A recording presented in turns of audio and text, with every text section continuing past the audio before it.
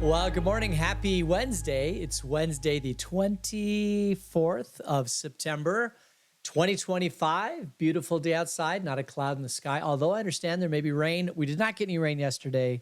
They said there was like a 50% chance. Well, the 50% chance was somewhere else because it did not come here. And I think it's going to be that way for at least a couple more days.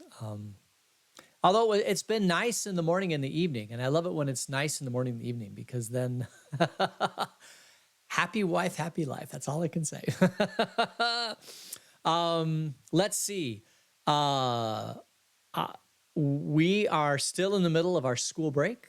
So this week we're going to meet today and tomorrow, and then all next week taking off, and then Monday, Tuesday, the following week I'm taking off. We'll be back the Wednesday, 2 weeks from today. So I'll be announcing that a little bit more, but that's where we are. And as far as birthdays go, we have no birthdays today. We have one tomorrow, so we'll pick that up and the rest of the birthdays for the time that I'm gone. We are, let's go ahead and get our study because this may be a very, very, very strange foray into Old Testament. But we're in the book of Leviticus, chapter 25. And we saw earlier about this idea of a kinsman-redeemer. And the kinsman-redeemer is, I guess you could call it the right of first refusal. And what I mean by this is that, let's say you get into trouble. You're living in Israel, you get into trouble, and you have to sell your land in order to get money to get yourself out of trouble, whatever that is. So you've got a plot of land, the family plot, and you sell it, and you get 1,000 shekels, and let's say that you can't ever recover from that, and so you are forever into debt. You don't own the land anymore. Well, every 50 years, according to God's law in Leviticus, you could go, every 50 years is a year of Jubilee. And the year of Jubilee is this time where the land reverts back to the original owners of the land, not inside the city, but outside in the countryside. The land reverts back to the original owners.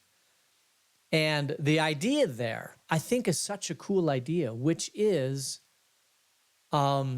there is this natural human desire to connect with our past. It's why people do genealogies. It's why God made the commandment, honor your father and mother, because that is your past. And the more you connect with your past, the more grounded you are. There's just first principle things that you need in your life. And one of them is, why am I here?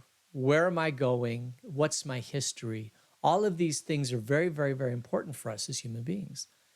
And being able to go back and connect with your ancestral land, the plot of land that Grandpa Jones owned, or should I say Grandpa Moses owned, is very, very important to us. Now, what happens if you sell your land and somebody in your family wants to get you back on your property because they know it's important to you? They have like a right of first refusal that they can go to the landowner now. This is outside of the. Is this outside of the year of Jubilee? I think it's a Jubilee, but they have the opportunity to go and be what's called the kinsman-redeemer, and purchase the land for you so you can go back onto your land. And also this kinsman-redeemer can provide children and all these things. It's a way for a person to get back on their ancestral land because a related relative came in and brought you back to the land. And as another aside, that's an aside, and I have an aside number 2, is this whole idea of being in slavery in Egypt. Joseph took the family from Canaan and they went to Egypt. And while they were in Egypt, the Pharaoh that Joseph served and they had a great relationship with, that Pharaoh died. And eventually, the Israelites were seen as foreigners in the land of Egypt, and they were made slaves. And they cried out to God. God called Moses, who went in and rescued the people from slavery in Egypt, brought them out of Egypt, crossed the Red Sea, and they're going into the Promised Land. And the idea of the Promised Land is it's a land flowing with milk and honey. But one of the main characteristics, we don't even talk about it, is that in the Promised Land, nobody will ever be enslaved again. And if you go to a Passover meal, and you can actually find them on YouTube. You can say Passover. I don't recommend going to Passover meal because it's a long meal. It lasts 4 to 6 hours, and there's a lot of wine involved. When we do a replica of a Passover meal, we get it done in less than 6 hours. But if you really, really wanted to experience a Passover meal, it does take a long time. And part of the Passover meal is that you recline in your chair, maybe even put your feet up or your leg up over the arm of the chair, whatever, and you act like royalty and you drink wine. And this is part of the Passover meal, is that there are certain points in the meal where you show each other that you're no longer enslaved. You have been redeemed from slavery. And of course, the implications of this to the Christian life are just absolutely incredible. But the people of Israel were rescued from slavery, and every year when they celebrate the Passover, it's a reminder to them that God rescued them. That they, one of the core tenets of being Jewish is that we will never be enslaved again. That we will always be a people of God, and we will always live under his protection and his guidance. We are, as long as we follow his law, and as long as we live together in community, as God commands us to live together in community, nobody will be enslaved again. So what is the deal then with the year of Jubilee? The year of Jubilee is to rescue people from slavery, right? That because of a financial condition that they got into, they had to sell themselves or sell their property or live in a condition that is similar to slavery, even if it's just the fact that they sold their property to get money, to get out of a problem, and now they have to work somebody else's soil, right? They're no longer an entrepreneur on their own soil. They have to work for somebody else. That's a form of slavery. And here in the United States,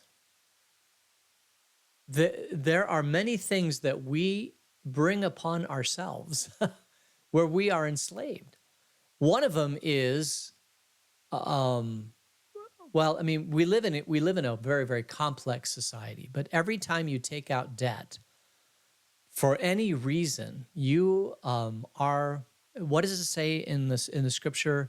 The lender or the borrower is a slave to the lender. The borrower is a slave to the lender. I think that's a proverb. Anytime you take out debt, you are enslaving yourself just a bit. And so it is wise not to take out debt. And in a complex society like we live in here in the United States, you almost can't take out debt. You can't live without taking out debt. And the other thing is that we live in a credit society. Money doesn't really exist anymore. This is also very, very dangerous because all we have are numbers on pieces of paper. If I, dial up my bank account and look at it, those are just numbers. I cannot walk down. Well, I can because I don't have a lot of money, but I can walk down. If I had, let's say, $1 million, I couldn't walk into Chase Bank up the street and say, "Hey, I need my $1 million cash right now." It's sitting in a checking account. They simply would not be able to do that. I don't even know if you gave them 10 days notice if they could do that. This is a problem I'll never have to worry about. But I have gone into. I remember buying a car recently. It was Jennifer's car about 10 years ago, and I needed $6,000 cash, and I went into Chase Bank, and they were very put out by the fact that I wanted cash. They're like, "Don't you want to do this some other way?" And I'm like, "Well, I will try to do it another way, but if I need cash, I'd rather give them cash." And I think I did do cash because cash is something you can hand over and do a transaction. You don't need an escrow account because you can look at the car, can say yes, and then give me the title. I'll give you the cash. We're in good shape. Anyway, I don't think they do that anymore. This was, I don't know. We bought that car 10 years ago, 8 years ago. So now I'm losing my train of thought. So I'm thinking about the car now. I don't want to think about the car. I want to think about the fact that a cashless society like we live in today, everybody's in debt at some level. Or we don't hoard gold and dollar bills. Okay, even a dollar bill is a credit of some sort. We don't hoard gold, and we don't live in a gold society. And even Bitcoin is not even gold. I mean, even though it's rare and it's tradable and all that sort of thing, it's not gold. It's not a commodity that you can use for trade. And we've been this way since Nixon took us off the gold standard in '74. But even then, you couldn't walk into Fort Knox and take your dollar bills and say, "I want gold." Anyway, the bottom line is that there's three things that people need to live the life of abundance. Let me put it that way, an abundant life. One is relationship with other people. We are not happy unless we have other people in our lives.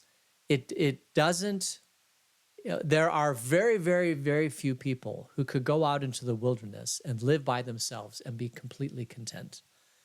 Most of us need other people in our life to have relationship with, so that we can live an abundant life. The problem is once you're in relationship with somebody, which is kind of one leg of a three-legged stool, then you need some, there's the other core leg of that stool, and that is freedom. We, as human beings, when we live in slavery, we're not happy. And God does not want us to live in slavery. God wants us to live free. And so he rescued the Israelites out of slavery in Egypt, and he encourages all of his people not to be enslaved to other people. So don't get yourself into debt. Don't get yourself into a situation where you feel like you're enslaved. And there's many ways to do that. Having a job, having a career, having education, having relationships with other people helps, right? Because they can help you find a job. They might even hire you. Having a relationship with the community that you live in, making your community a place where people want to live and grow and prosper. This is an important part of our calling, is to live in places that people want to live in. And Vail is a place that right now, Vail is a place that people want to live in. And so you want freedom and you want relationship, but there's a third leg of the stool, and that one is that there has to be laws. You have to create a set of rules for people to live together. Otherwise, people take advantage of each other. And so this three-legged part of the stool is relationship, freedom, and laws. And they are as primary first principles life of any human on this earth. If there is just laws and some just judge enforcing those laws, and if everybody knows what the laws are, then we can live in complete freedom outside of those laws and we can be in relationship with each other. So that's kind of how this land of milk and honey was supposed to look like when the Israelites got there. And the whole idea of Jubilee is that we can't. As humans, we're always wanting more, we're always mortgaging the farm, and that we could live perpetually in slavery if it wasn't for the year of Jubilee. And in the year of Jubilee, it's like everything resets. We get to go back onto our family farm. We can farm our family farm. We can at least have a place to live. We can at least have, as Maslow said, we can meet our first order needs if we can get back onto our property and we own it free and clear. It's like we get a reset in life. And this is the whole idea of Jubilee. And I saw an interesting YouTube, it was about 10 years ago. I've never been able to find it since, but it was a researcher. And he talked about how there's always seems to be two political parties that fight against two major political parties. It's not just Republican, Democrat, who we have today, or Democrat and Whig, as it was in the 1700s. But there's always two parties that are trying to fight against one concern. And I would say one leg of that three-legged stool. The first one is rules and laws. And you typically tend to have one political party that are all about the rule of law, making sure that laws are just and that justice is blind, that the rules are correct, but the people follow the rules. And then you have another political party that's typically about freedom and choice and being able to live as free as we possibly can. And you need both. The thing is, you cannot have complete freedom without a bit of rules, right? And if the rules are too overwhelming and crush people's freedom, then people get upset. They've tried this in France, this whole laissez-faire type of government where we're going to give you complete freedom. Well, it doesn't work. You do need some rules, and you do need somebody enforcing those rules blindly to make sure that we can live together in freedom. Freedom is not free, right? Freedom takes, this is even with our dealings of other people. And I found that so fascinating, that whole idea that, and he gave examples all throughout history, even not in the United States, but just throughout history of different places, about how it always ends up with a side that's all about rules and another side that's all about, giving people freedom and trying to, navigate those two heartfelt human needs, I guess you could say. And this is basically, you could apply this to our modern day two political party system here in the United States, and what they're trying to protect or trying to fight for. There's a huge correlation there, and they fight against each other, but they're both necessary.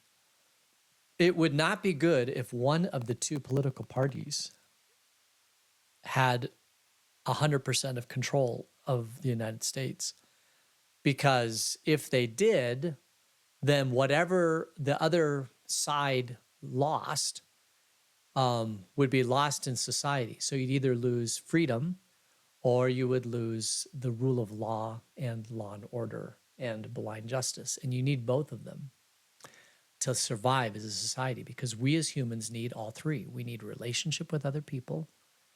And because of that, we live in community. Because we live in community, we need laws. But the laws can't be so oppressive that it doesn't provide for freedom. Because we are created free. We're born free. And we're happiest when we have freedom. And I think this is what God was trying to do when he gave the Israelites this idea of follow my laws, live in community, follow my laws, but every 50 years give back people's freedom. I just think it's I think it's a totally awesome way to order a society. I did ask Grok yesterday, which is artificial intelligence, if any society has ever tried to apply this and to create a society other than Israel, where this actually, where somebody said, this isn't a bad idea. Let's try this out. And Grok wasn't able to find anybody. So it just doesn't exist and never has existed. And I just wonder what would happen. All right, so we're talking about Leviticus 25. We talked about the kinsman-redeemer earlier. And we read yesterday about if the foreigner comes into the land, they're also following this law too. I just wanted to, there's a tie-in Leviticus 25 with the story of Ruth. If you remember the story of Ruth, Ruth and her husband, Elimelech, are living in Bethlehem. There's a famine in the land. They all go over to Moab, which is across the Jordan River, and they stay there for a while.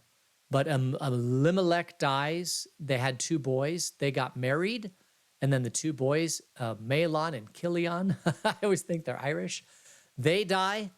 And so what happens is you end up with Naomi, and she has 2 daughters, Ruth and Orpah, and they are living in a foreign land without any men, and it's a dangerous thing to do. And so Orpah could stay in Moab because she's a Moabitess. She lives in Moab. She could go back to her mom and dad, and so could Ruth. Ruth could go to her mom and dad, get married again, be just fine. But if they both did that, then Naomi would die, because she's going to go back to Bethlehem. And she's going to hope for something that, because that's her native land and because she was born and raised, she might be able to find some people that would have compassion or care for her. And so she's planning to go back to Bethlehem. Orpah and Ruth are going to stay in Moab.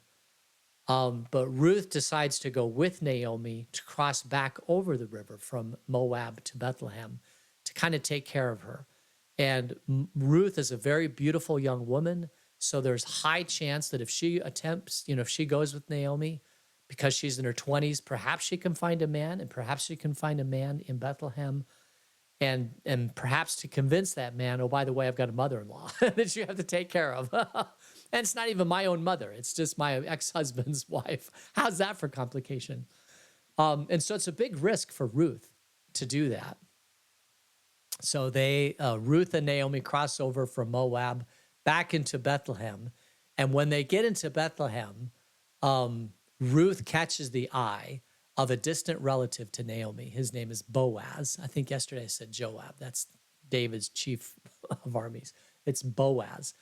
And Boaz catches the eye of Ruth, marries Ruth, and Ruth is able to bring Naomi into the household, and they live all happily ever after. And they get to go back to the original family plot. Boaz is a very wealthy man, or at least a man of means, and he is the kinsman-redeemer for Naomi. He buys back the farm. Naomi can go and live on the farm, and Naomi can have Ruth. Ruth will have Boaz. They'll have children, and they'll live on the old family farm and live happily ever after. It's a happily ever after story. They live in relationship. They live on the family farm, and they live in a community with rules and laws, and they are living the perfect, the abundant life that God's created all of us to live. Then Ruth and Boaz have a son, and then that son has another son, which is Jesse, and then Jesse has David, and then David, is king of Israel. So there's a nice little tie-in to Israel there. It's a great little story, and it all goes back to these freedoms in Leviticus chapter 25 that we were reading about. That's the kinsman-redeemer. Boaz ends up being the kinsman-redeemer.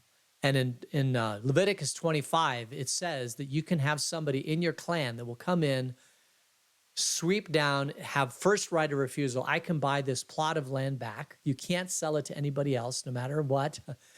Anytime I can come in and buy this land, and I choose to do that, and I'm going to buy this land, and I'm going to bring Naomi and Ruth onto this land, and we're going to bring them back to their old family land. And I'm going to create a lineage of children for Ruth.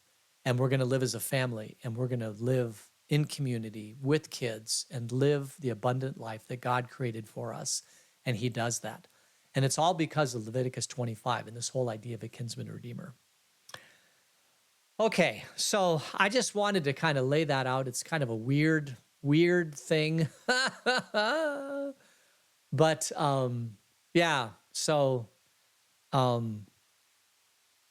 I think we didn't really get to chapter 25, but that's a summary of chapter 25. That's what we did, is a summary of chapter 25.